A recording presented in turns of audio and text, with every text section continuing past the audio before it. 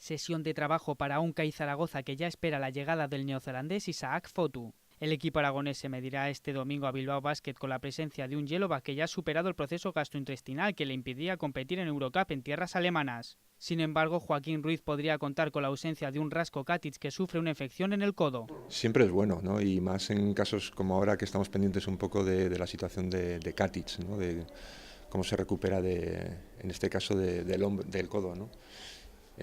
Digo un poquito más a corto o medio plazo, no tanto como Steve, que también anda con lo de la gastroenteritis y todas estas circunstancias, ¿no? Pero me preocupa ahora mismo la situación de Katic.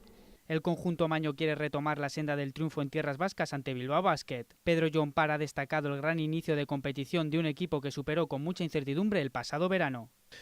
No, la verdad que ves el equipo y nos sorprende. Lo bueno que tenemos los deportistas es que muchas veces sabemos separar, ¿no? lo institucional de lo deportivo con bastante rapidez, y Bilbao es un ejemplo más y claro de que lo han conseguido, y aparte de haberlo conseguido lo han hecho con brillantez. Así, los rojillos disputarán el tercero de sus 4 duelos consecutivos lejos del Príncipe Felipe. Sumar una victoria ante un rival directo se antoja vital.